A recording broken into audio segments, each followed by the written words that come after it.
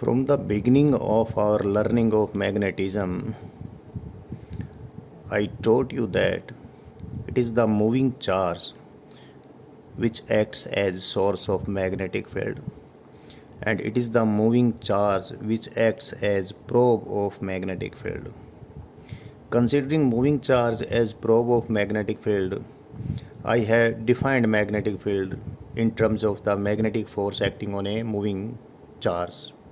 And using that fact, I have also told you how to find magnetic force acting on a current carrying conductor and how to find magnetic torque acting on a current carrying coil. So one learning is complete, that is, taking moving charge as probe of magnetic field, we have determined many things. Current carrying wire पे कितना force लगेगा, कोयल पे कितना torque लगेगा, उसकी कितनी practical applications होंगी, ये सारा पार्ट हमने कर लिया है। अब हम मूविंग चार्ज को मैग्नेटिक इफ़ेक्ट्स की यानी मैग्नेटिक फील्ड की सोर्स कंसीडर करते हुए कोई मूविंग चार्ज कहाँ पर कितनी मैग्नेटिक फील्ड प्रोड्यूस कर सकता है, करेगा, ये स्टडी करेंगे। ये स्टडी मैंने अभी आपको करवाना है। इसकी बिगनिंग करने से पहले हम एक दो बातें करते हैं। पहले आप ये देखें कि if you are having a particle having mass m, then the mass of the particle, it is the source of gravitational effect and it is the probe of gravitational effect as well। और ऐसे ही electric charge लूँ किसी particle पे Q, तो electric charge is the source of electric effect and it is the probe of electric effect also. यानी electric charge के कारण ही electric field produce होगी और इलेक्ट्रिक चार्ज ही इलेक्ट्रिक फील्ड को महसूस भी करेगा। ऐसे ही ग्रेविटेशनल फील्ड प्रोड्यूस भी चार्ज कर मास करेगा और उसको फील भी मास ही करेगा। तो जब हमने ग्रेविटेशनल फील्ड को समझा तो हमने ये देख लिया था कि ग्रेविटेशनल फील्ड, उसके लिए सिंबल मैं EG लिख देता हूँ, G फॉर ग्रेविटेशनल फील्ड, या कई बार इसको इंटेंसिटी ऑफ ग्रेविटेशन करके ऐसे भी हम लिख देते हैं। So whichever symbol we use, so we have determined that intensity of gravitation or gravitational field produced by a point mass at some distance r away from it, it is how much, it is equal to some constant, and you know the constant is universal gravitational constant, and then m divided by r square. The gravitational field is the most basic force field.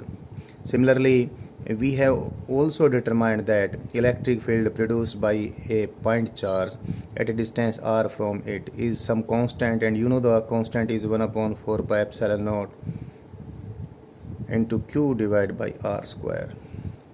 Again, the electric field is the most basic field. Gravitational field is the most basic field. And both the fields are inverse square fields, that is, जो भी उन fields की source है, चाहे वो point mass है, चाहे वो पॉइंट चार्ज है, उस पॉइंट चार्ज या पॉइंट मास से r distance away field inverse square field है।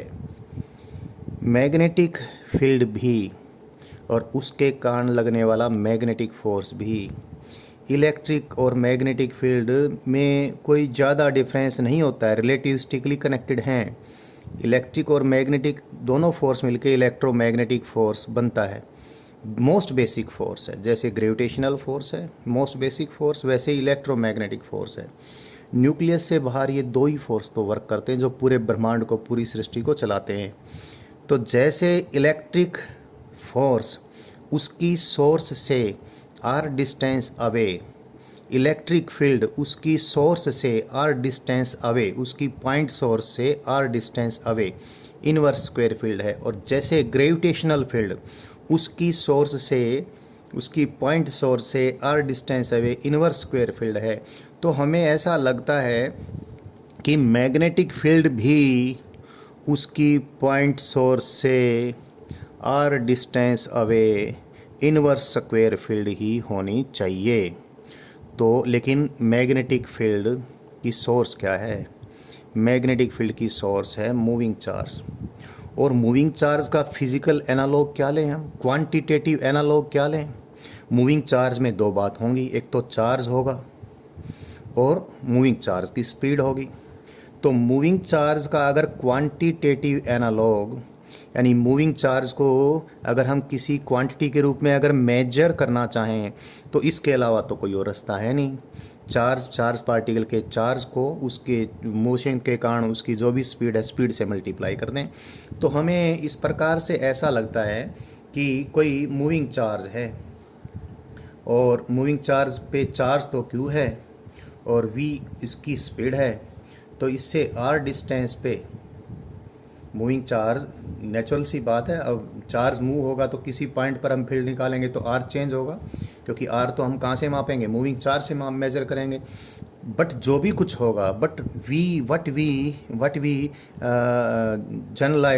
We have some general idea in our mind using these things, that general idea is the magnetic field has to be some constant in magnetism, has to be like this, some constant in magnetism into q into v. Here what is q into v? This is the source of magnetic field, moving charge divided by r square. तो हमें ऐसा लगता है ये ऐसा होना चाहिए और हमारे एक्सपेरिमेंट्स इस बात को सपोर्ट भी करते हैं। तो जो एक्सपेरिमेंटल रिजल्ट हम जैसे हमने ऐसा सोचा और जो एक्सपेरिमेंटल रिज़ल्ट हमें मिले, उस एक्सपेरिमेंटल रिज़ल्ट को बताने के लिए मुझे एक 3D डायग्राम बनाना पड़ेगा। मैं क्या बता रहा हूँ आपको, मैं बता रहा हूँ source of magnetic field.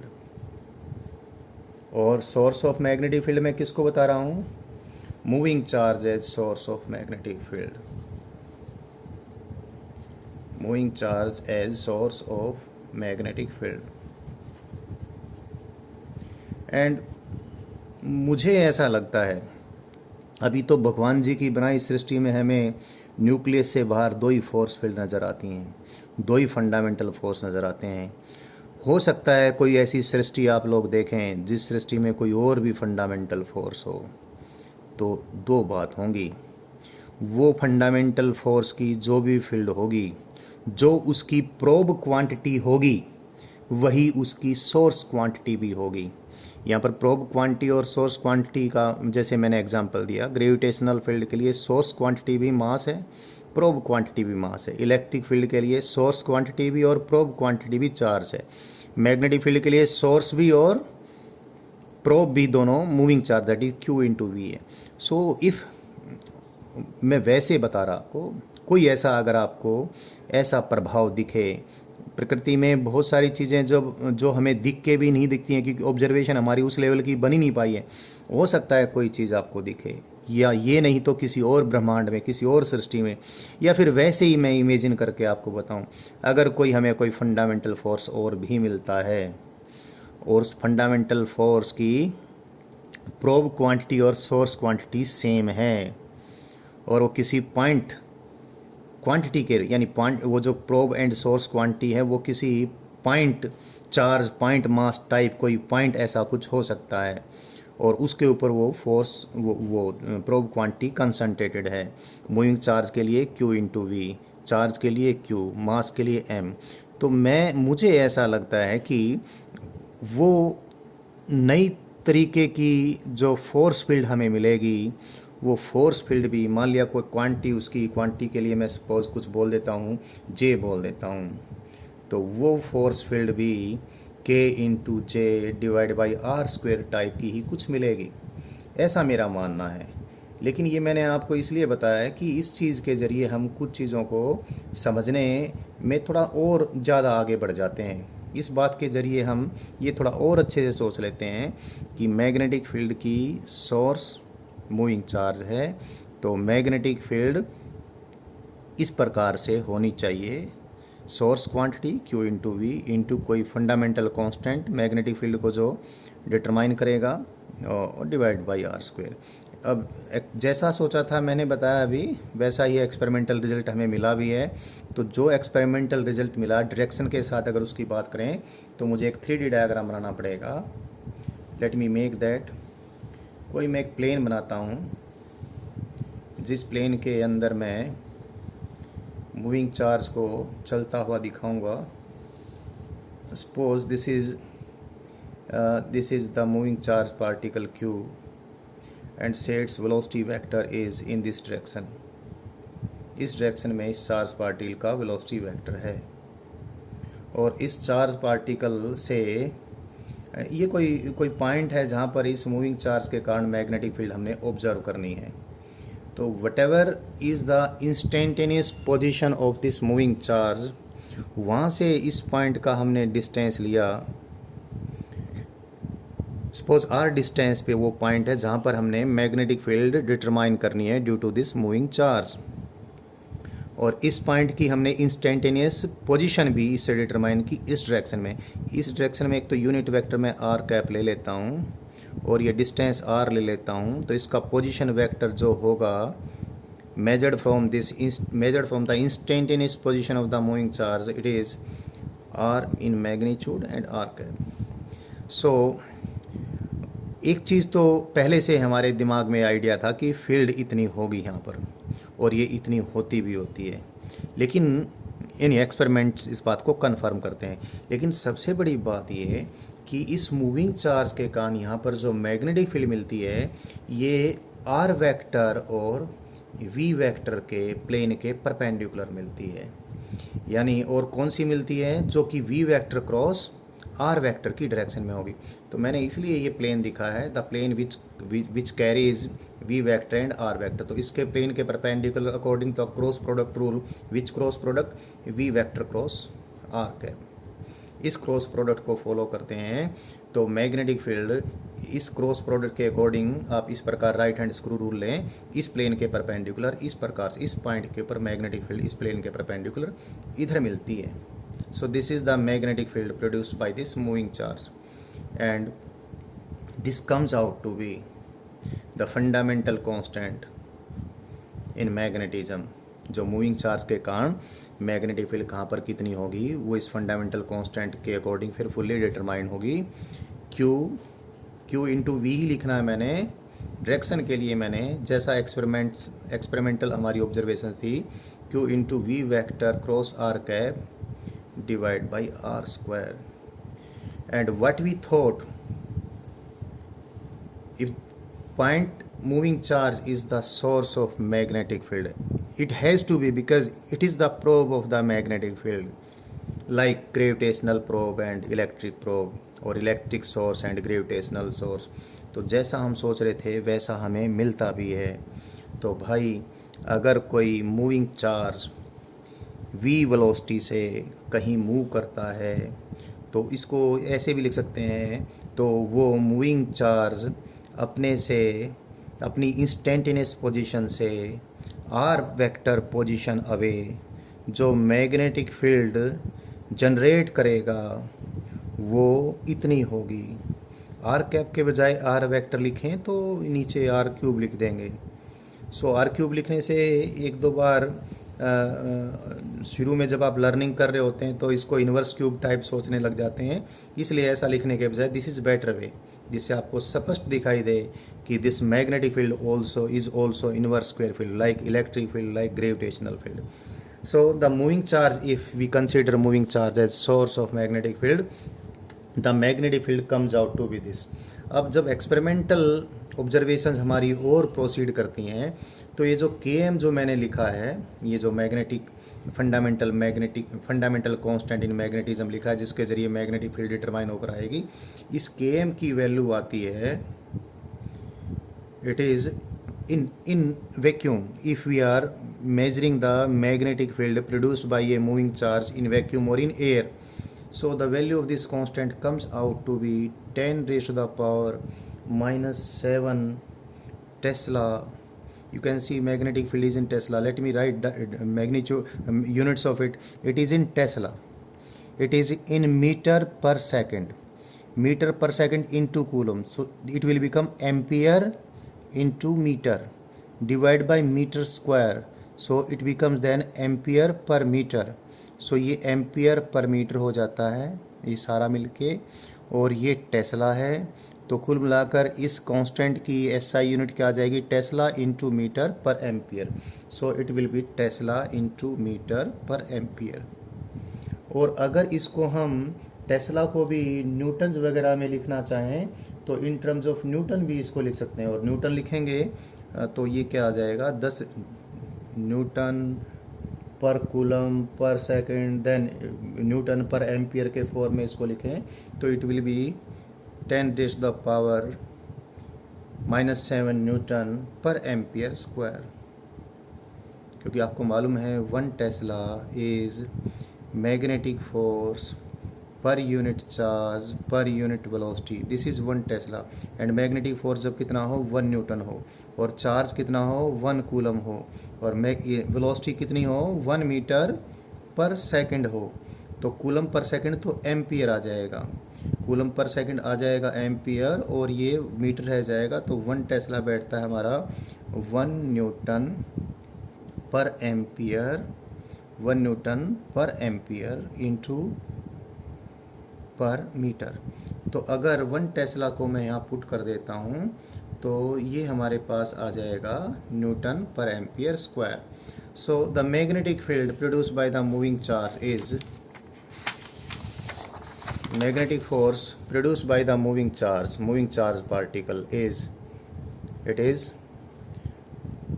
10⁻⁻⁷ newton per ampere square के बजाय टेस्ला में ही लिखूं जिससे मैग्नेटिक फील्ड टेस्ला में सीधे सीधे हमें पता चले, into metre per ampere into the charge on the charge particle into its velocity vector cross are cap divided by r square, and again I draw the 3D diagram। मैं दोबारा से 3D diagram draw कर देता हूँ। ये कोई moving charge है, इधर इसका इंस्टेंटेनियस वेलोसिटी वेक्टर है, ये मूविंग चार्ज की इंस्टेंटेनियस पोजीशन है, और सपोज हमें यहाँ फील्ड निकालनी है, and this is the instantaneous position vector of the point where field is to be determined, and this is the direction of unit vector, the direction of the position vector, instantaneous position vector of this point where the field is to be determined, measured from the instantaneous position of the moving charge. It is most important here, from where the r is measured from the instantaneous position of the moving charge, क्योंकि moving charge की position बार बार change होगी, जो ये आगे जाएगा तो are भी change होगा। और जैसे मैंने बताया था, राइट हैंड स्क्रू को रोटेट करें हम वी से आर की वेक्टर की तरफ तो मैग्नेटिक फील्ड इन दोनों के प्लेन के परपेंडिकुलर इधर आ जाएगी। और ये फील्ड जो मैंने मैग्नीट्यूड और डायरेक्शन के साथ लिखी है वो आपके सामने है, ऊपर मैंने लिख दिया है इसको। So this is about the magnetic field produced bye it's source, basic source, that is a moving point charge. अब जब हम इसमें अभी आपको आगे पता चलेगा कि इस कांस्टेंट की वैल्यू अलग अलग मटेरियल मीडियम में अलग अलग होनी है, and the value of this constant is this only when we are measuring the magnetic field due to the moving point charge in vacuum और approximately in air. If instead of vacuum or air we are having some other material medium, then the value of this constant changes. So this constant is to be written in such a way that by seeing that constant we can say that its value depends upon medium and its value determines the fundamental magnetic constant। और m के लिए हम mu use कर लेते हैं, magnetism के लिए हम म्यू यूज़ कर लेते हैं, तो इस कांस्टेंट को हम ऐसे म्यू से डिनोट करेंगे। But this is the mu for vacuum, so mu nought लिखेंगे इसको।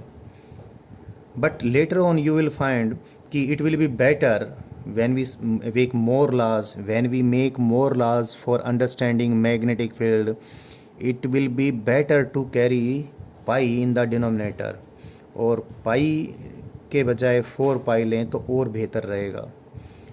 तो इस कांस्टेंट को अगर हम म्यू नॉट डिवाइड बाई 4 पाई के फॉर्म में लिख देते हैं तो आगे अगर इस प्रकार से लिखें 4 पाई ना लिखते तो ऊपर कहीं 4 पाई आता, तो उस 4 पाई जो ज़्यादा इंपॉर्टेंट ला होता, जो ज़्यादा यूज़फुल ला होता, उसमें बार बार ऊपर 4 पाई आता, तो इसलिए हमने नीचे पहले ही 4 पाई अरेंज कर लिया। दूसरा, यहाँ पर म्यू नॉट इसलिए लिखा क्योंकि म्यू से सेंस बनती है मैग्नेटिज्म की, mu for m, mu m जो है वो म्यू से ही बना है। तो और नोट इसलिए लगा दिया कि अगर वैक्यूम होगा तो नोट लगाएंगे और वैक्यूम नहीं होगा तो म्यू लिख देंगे। सो इस कांस्टेंट को हमने ऐसे लिख दिया है, यानी पहले बता देता हूँ मैं, म्यू नॉट बाई 4 पाई किसके लिए यूज़ किया हमने, 10⁻⁻7 टेस्ला मीटर पर एम्पियर, इसके लिए मैंने mu naught divide by 4 pi use किया है। एंड यहाँ पर इसका मायना ये हुआ कि म्यू नॉट जो यहाँ पर है वो कितना है, 4 pi into 10⁻⁻7 Tesla metre per ampere. इस म्यू नॉट को हम बोलते हैं absolute permeability of free space, free space बोले तो वैक्यूम, ये absolute permeability of free space है। और मैं बता दिया हूँ कि अगर फ्री स्पेस के बजाय कहीं और हम magnetic field due to a moving point charge measure कर रहे हैं तो यहाँ पर म्यू नोट के बजाय उस मीडियम का म्यू आ जाएगा। तो जो भी मीडियम होगा उसके नीचे नोट के बजाय उस मीडियम का नाम लिख दिया जाएगा।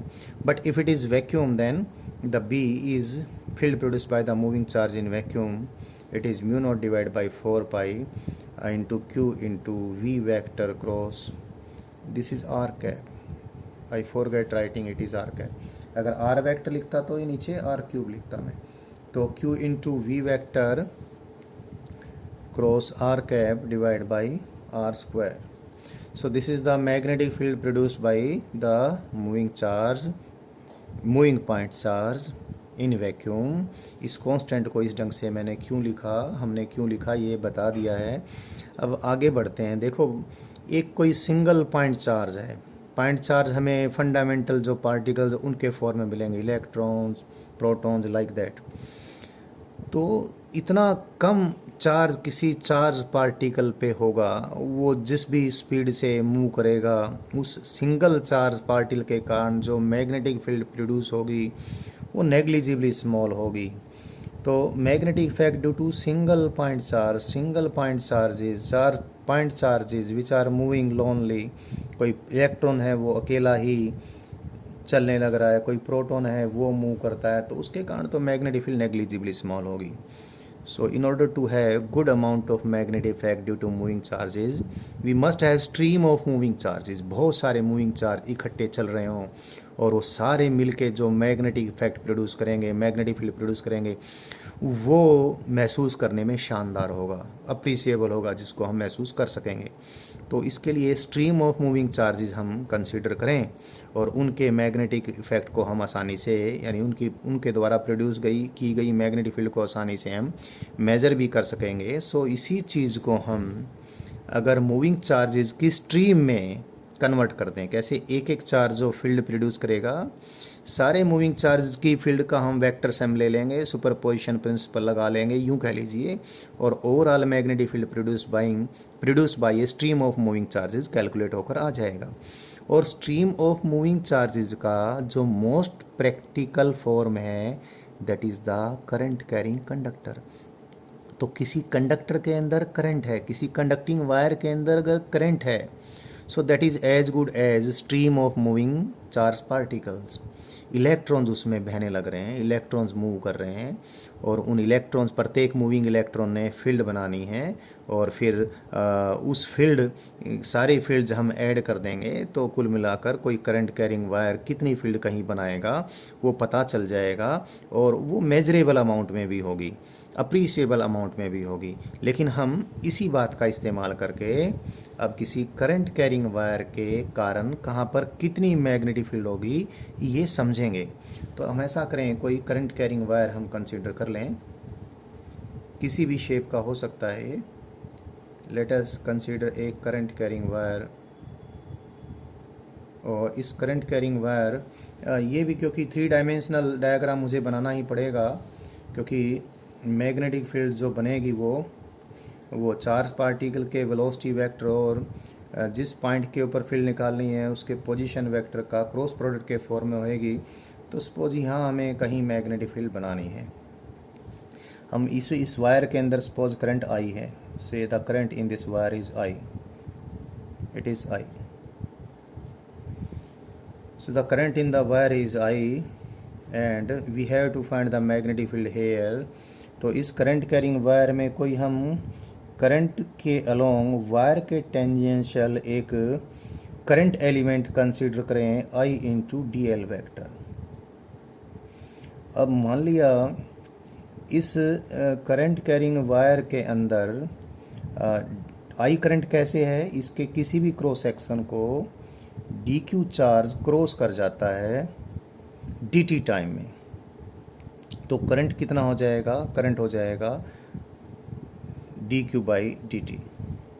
और सपोज चार्ज पार्टिकल्स की वेलोसिटी यहाँ पर जो चार्ज पार्टिकल ड्रिफ्ट कर रहे, you know although electrons are drifting in this direction, but conventionally we may assume that positive charge are drifting in the direction of current, although electrons are drifting। तो electrons drift कर रहे हैं, लेकिन हम ये इक्वलेंटी मान सकते हैं जैसे पॉजिटिव चार्ज इधर चल रहा हो। तो डी क्यू अमाउंट का positive charge D T time में अगर डी एल डिस्टेंस आगे चला जाता है, तो उस चार्ज पार्टिकल्स की जो कि डी क्यू अमाउंट का टोटल चार्ज है उसकी वेलोसिटी पूरा डी क्यू चार्ज में कंसीडर कर लूँ, जो कि डी टी टाइम में यहाँ से यहाँ पहुँच गया, तो उसकी वेलोसिटी कितनी आएगी, वो आ जाएगी D L vector divide by d T.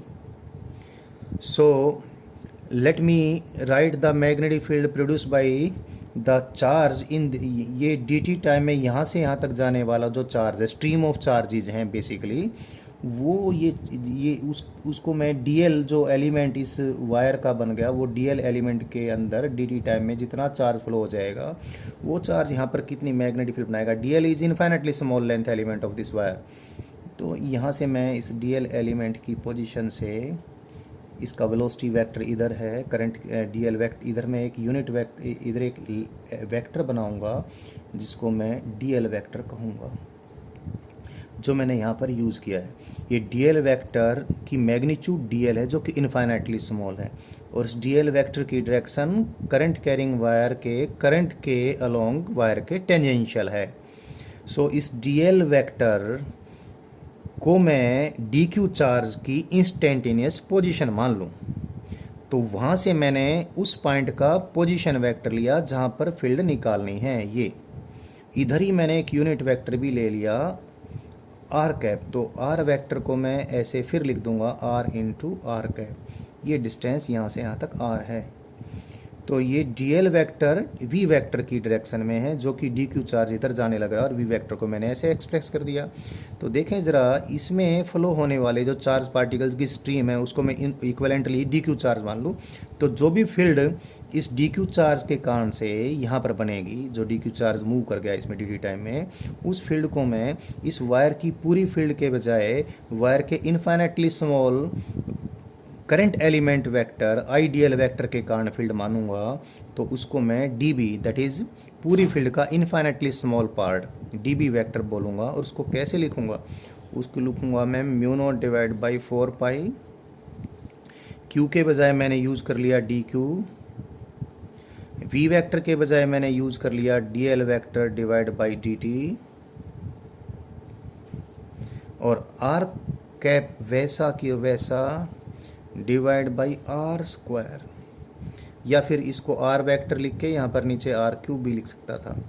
सो ये करंट कैरिंग वायर का infinitely small part D L, और you can say current element I into D L vector, D L vector से आर डिस्टेंस अवे किसी point पर जिसका position vector determined from D L vector is R vector, that is R into R cap, कितनी field बनाएगा, ये हमने सीधे सीधे मूविंग पॉइंट चार्ज को मैग्नेटिक फील्ड की सोर्स मान के जिस प्रकार से फील्ड लिखी थी उसी का इस्तेमाल करके यहाँ पर लिख लिया।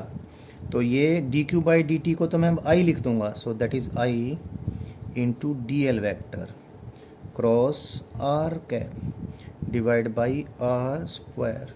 So this is the magnetic field produced by a current element ideal vector of a current carrying wire at a distance r from the current element vector at a position whose position vector is directed along r cap, which I have shown in the figure. तो ये magnetic field पूरे wire के एक छोटे से part के कारण, infinitely small part के कारण आ गई। तो एक करंट कैरिंग वायर जो फील्ड बनाएगा उसको कैसे निकालेंगे? इस पे जितने भी आईडियल वेक्टर करंट एलिमेंट्स हैं सबके कारण जो डीबी वेक्टर बनेगा, infinitely small magnetic field vector बनेगा, उन सब का हम वेक्टर सम ले लेंगे। तो ये कितना आ जाएगा? ये आ जाएगा mu naught divide by 4 pi I dl vector cross r cap divided by r square, and that will be integrated over the complete current carrying wire। पूरा करंट कैरिंग वायर के जितने भी पार्ट के कारण हमने field calculate, magnetic field calculate करनी है, वो सारे डीबी वेक्टर्स का वेक्टर सम या इंटीग्रेशन आ जाएगी।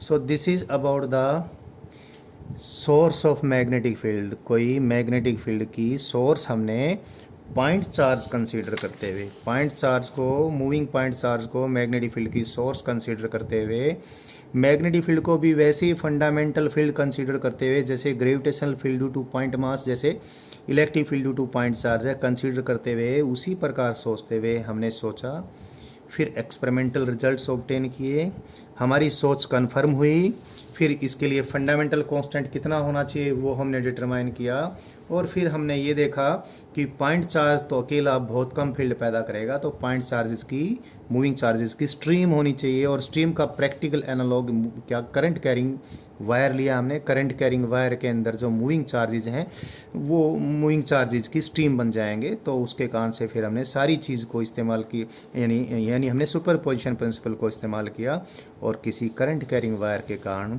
कहीं पर कितनी मैग्नेटिक फील्ड प्रोड्यूस होगी निकाल लिया। यहाँ पर मैं इस डायग्राम के अकॉर्डिंग देखूँ तो डीबी वेक्टर की डायरेक्शन ये इधर डीबी वेक्टर की डायरेक्शन होगी, जो कि डीएल वेक्टर और आर कैप के प्लेन के परपेंडिकुलर होगी, according to right hand screw rule of the cross product होगी। तो डीबी वेक्टर की डायरेक्शन यहाँ पर ये है। अब ये जो बात मैंने आपको बताई है, इस बात को दो French scientist Jean Baptiste Biot and Felix Savart, ये दो साइंटिस्ट, फ्रेंच साइंटिस्ट थे, इन्होंने 1820 में इन ऑब्जर्वेशंस को पब्लिश किया, और ये observations they are called Biot Savart laws. इनको Biot Savart laws of magnetic field produced by current element in a current carrying wire कहा जाता है। और इसमें सारी बातें अलग अलग बोलें तो यूँ बोलेंगे, magnetic field produced by a current element of length dl carrying current I is directly proportional to dl is directly proportional to I, it is inversely proportional to r square, and if you see the cross product, then if you take this angle theta, then the magnitude of the cross product is definitely dl vector cross r cap कितना आ जाएगा? ये आएगा dl sin theta, so it is directly proportional to sin theta। ये सारी चीज़ें उन लोगों ने, बायट एंड सेवर्ट्स ने, ये जो पूरी बात मैंने आपको पहले ही बता दी है, ये एक्सपेरिमेंटल वर्क्स में सबसे ज़्यादा काम जिन लोगों का है, जिन्होंने इसको इस फॉर्म में लिखा, उनका नाम बायट सेवर्ट्स, बायट एक अलग फिजिसिस्ट थे, सेवर्ट एक अलग फिजिसिस्ट थे, दोनों ने मिलकर ये काम किया। तो इस पूरी बात को बायट सेवर्ट्स लॉज बोलते हैं।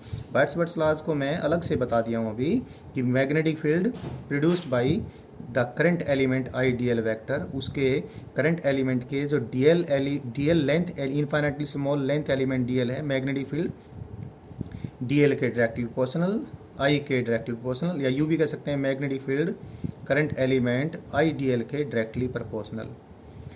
इनवर्स स्क्वायर फील्ड है, डीएल करंट एलिमेंट से, आइडियल करंट एलिमेंट से आर डिस्टेंस अवे जो फील्ड होगी आर स्क्वायर के इनवर्सली प्रोपोर्शनल होगी। डीएल वेक्टर और आर वेक्टर के बीच में जो एंगल है उस एंगल के साइन के डायरेक्टली प्रोपोर्शनल होगी। और डायरेक्शन के लिए फिर उन्होंने वही बात कही कि इस मैग्नेटिक फील्ड की डायरेक्शन किधर होगी, its direction will be that which is the direction of the cross product d l vector cross r vector. और फिर इस सारी बात को वेक्टर के फॉर्म में जब लिखा इन लोगों ने तो यही बात आ गई। सो बायट-सवेट्स लॉ मैंने बाद में बताए हैं, पहले मैंने magnetic field due to a moving point charge को मेन सोर्स लेकर कंसीडर करके सुपरपोजिशन प्रिंसिपल से डायरेक्टली मैंने ये चीज़ लिखी, और बाद में ये एक्सपेरिमेंट करके इसको इस फॉर्म में प्रोड्यूस करने वाले, इस फॉर्म में लोगों को बताने वाले जो साइंटिस्ट हैं उनका नाम लिया है। तो बायट-सवेट्स लॉ मैंने आपको बता दिया है, और लेकिन मेन बात क्या है, हमें क्या मालूम होना चाहिए कि मैग्नेटिक फील्ड की सोर्स क्या है और करंट कैरिंग वायर कहाँ पर कितनी मैग्नेटिक फील्ड प्रोड्यूस करेगा। और अब इसका इस्तेमाल करके ही डिफरेंट करंट कैरिंग वायर्स अलग अलग शेप के कहाँ पर कितनी मैग्नेटिक फील्ड प्रोड्यूस करेंगे, ये हमने आपको समझाना है। एक बार मैं वापस से फिर से वो डायग्राम बना देता हूँ। कोई भी करंट कैरिंग वायर है, इस करंट कैरिंग वायर पे कोई करंट एलिमेंट सेलेक्ट करें आइडियल वेक्टर। इस करंट एलिमेंट की डायरेक्शन करंट कैरिंग वायर के कन्वेंशनल करंट के अलोंग वायर के टेंजेंशियल है। इस वायर पे इन्फाइनेटली स्मॉल लेंथ का हम कोई लेंथ एलिमेंट डीएल सेलेक्ट करेंगे। डीएल को एक वेक्टर के रूप में कंसीडर करेंगे, किस डायरेक्शन में बता दिया है, इसको आई से मल्टीप्लाई करेंगे तो इसको आइडियल वेक्टर को करंट एलिमेंट वेक्टर कहेंगे। ये करंट एलिमेंट वेक्टर इसी चूजन करंट एलिमेंट से कोई हमने पॉइंट लिया जिसका पोजीशन वेक्टर आर वेक्टर है, जिसको मैं आसान बनाने के लिए ऐसे लिख देता हूँ, यहाँ से यहाँ तक की इसकी दूरी को आर लिख देता हूँ, इस यूनिट वेक्टर की डायरेक्शन को आर कैप लिख देता हूँ। तो ये करंट एलिमेंट यहाँ पर जो मैग्नेटिक फील्ड बनाएगी, क्रॉस प्रोडक्ट के रूल के अनुसार ये डीएल वेक्टर और आर वेक्टर के प्लेन के परपेंडिकुलर बनाएगी। और मैंने डीएल वेक्टर और ये आर वेक्टर इस पेपर के प्लेन में लिए हैं, तो पेपर के प्लेन के परपेंडिकुलर इनवर्ड ये डी बी वेक्टर की डायरेक्शन आ जाएगी। सो डी बी वेक्टर कितना होगा, that will be mu naught divide by 4 pi. Mu not के बारे में मैंने बताया, absolute permeability of free space. Mu naught by 4 pi की वैल्यू मैंने बताई, it is 10⁻⁻⁷ tesla metre per ampere into I into D L vector cross are cap divide by are square. So किसी current element के कारण magnetic field पता चल गई तो पूरे करंट कैरिंग वायर के कारण मैग्नेटिक फील्ड हम निकाल लेंगे। अलग अलग शेप के करंट कैरिंग वायर्स के कारण मैग्नेटिक फील्ड निकालना ही अब हमारा सबसे बड़ा काम है। शुरुआत करते हैं हम सबसे आसान केस से। Number 1, magnetic field due to an arc of a circle at its center of curvature।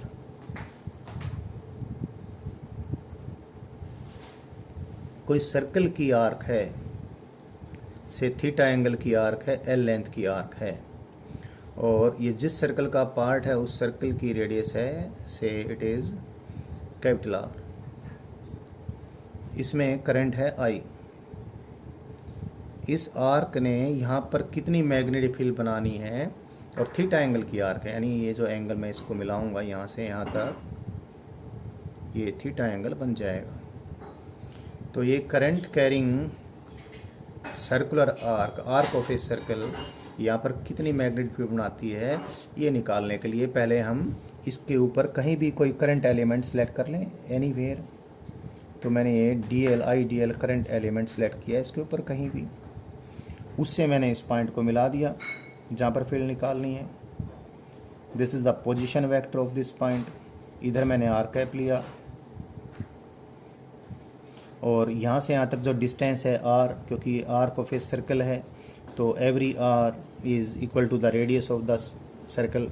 सो अब क्योंकि ये सर्कल की आर्क है और ये रेडियस है, एंगल कितना हो जाएगा, 90 डिग्री का एंगल हो जाएगा।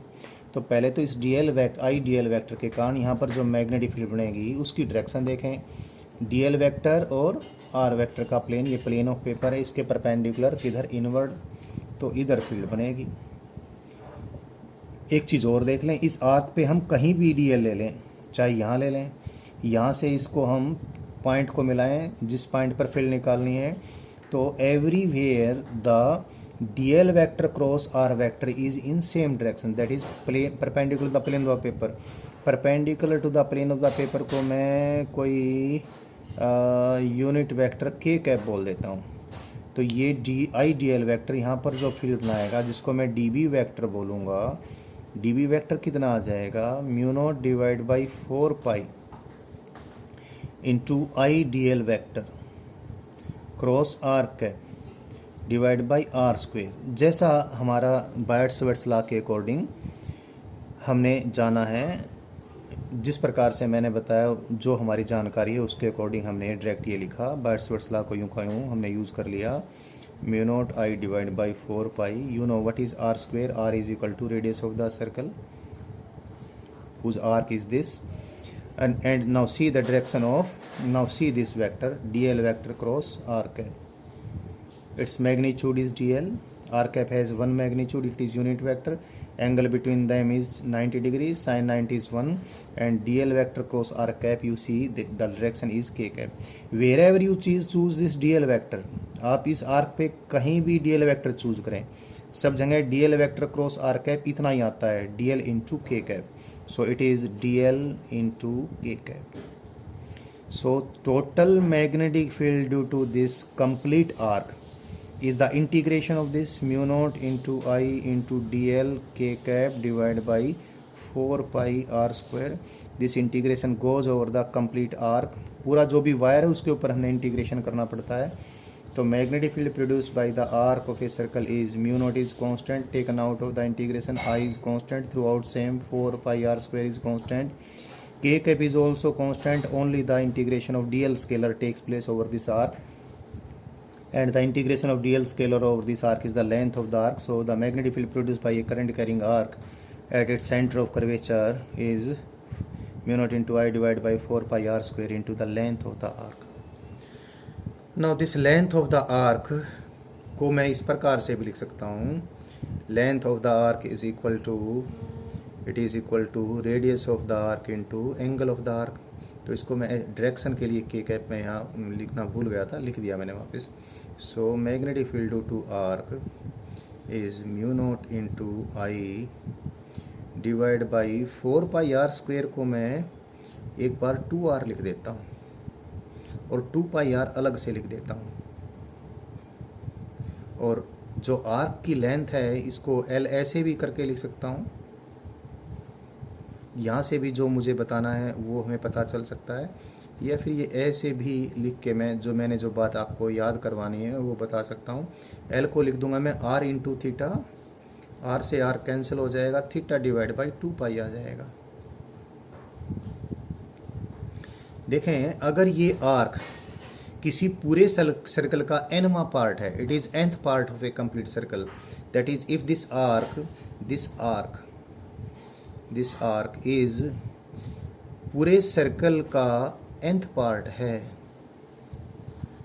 तो थीटा बाई 2 भी n होगा, L डिवाइड बाई 2 r भी n होगा.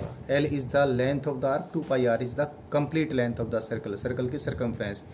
तो इस फॉर्म में मैं कुछ लिखूंगा, लेकिन उससे पहले मैं अभी कुछ करना चाहता हूं. लेकिन before that I just want to tell you one thing जो इसी में है. For a complete circle, if the arc is a complete circle, तो यहाँ तो या तो पूरे सर्कल के ऊपर इंटीग्रेशन कर दें, dl की वैल्यू खुद 2 r आ जाएगी, या यहीं पर l की वैल्यू कितना पुट कर दें, 2 r से 2 r कट जाएगा, 1 आ जाएगा, फिर थीटा की वैल्यू 2 पुट कर दें. सो हम इससे एक चीज़ देख रहे हैं, जो हमने फॉर्मूला अभी आर्क की मैग्नेटिक फील्ड का बनाया था, तो हमने एक चीज़ देख ली, कंप्लीट सर्कल या सर्कुलर लूप कह लें, सर्कुलर लूप के सेंटर पे मैग्नेटिक फील्ड कितनी, mu naught into I divide by 2r. See this, r divide by 2, L divide by 2 r 1 हो जाएगा.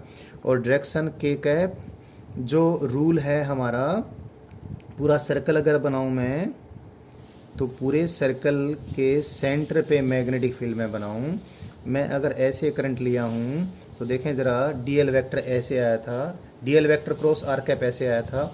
कहीं पर भी मैं DL vector cross are cap बनाऊँ तो ऐसे आएगा।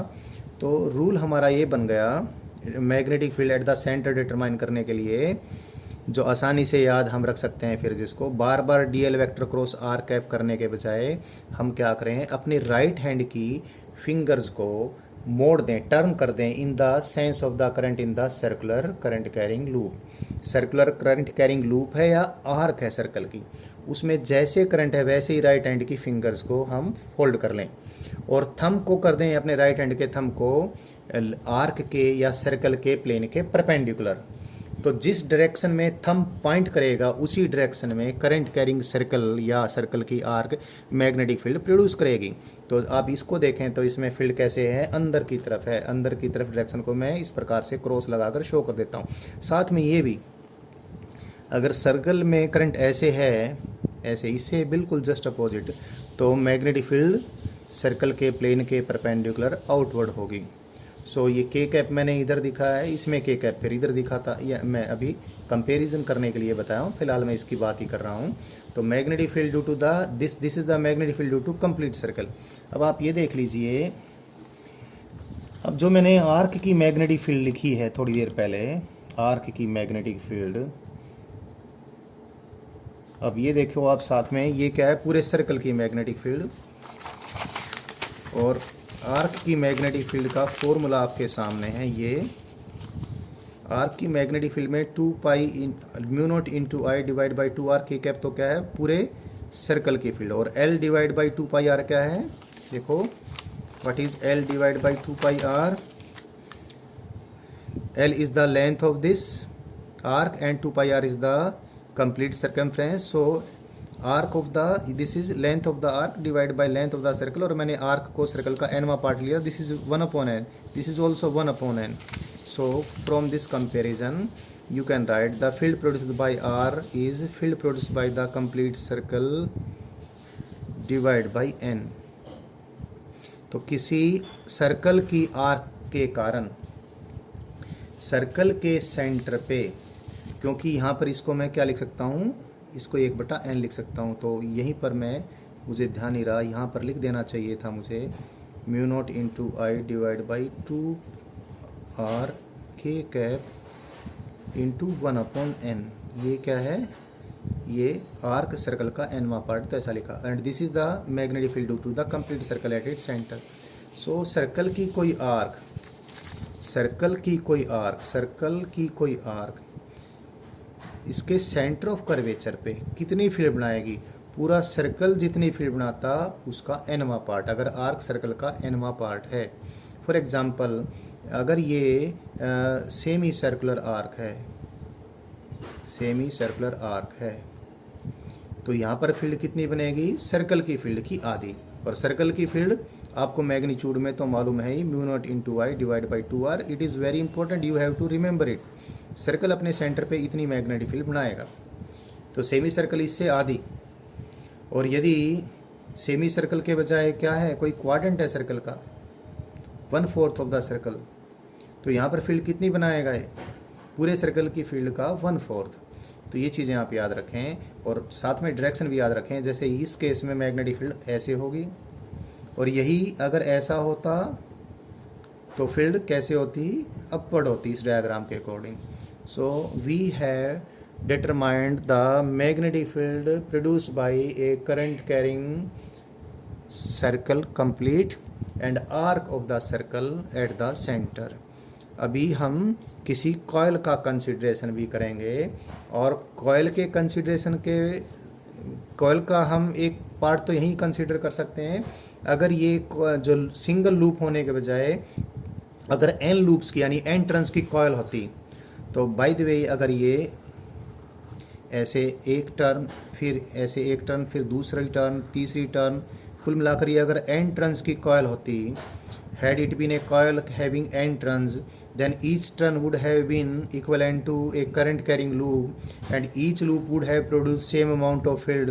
So the field produced by the coil, complete coil, would have been n times the field produced by the loop, and that is n into mu naught into I divided by 2r। और direction कौन सी, वही right hand screw rule के according हम देख लेंगे, right hand thumb rule के according हम देख लेंगे। फिंगर्स को ट्विस्ट करेंगे along the current and we will get the direction of the field. तो अगर कॉयल है तो फील्ड सेंटर पे इतनी आ गई है, जितनी नंबर ऑफ टर्न्स हैं उससे मल्टीप्लाई कर दीजिए। लेकिन अभी हम निकालेंगे कॉयल के या लूप के एक्सियल पॉइंट के ऊपर मैग्नेटिक फील्ड डिटरमाइन करेंगे, वो मैं फिर नेक्स्ट वीडियो में आपको टीच करता हूँ।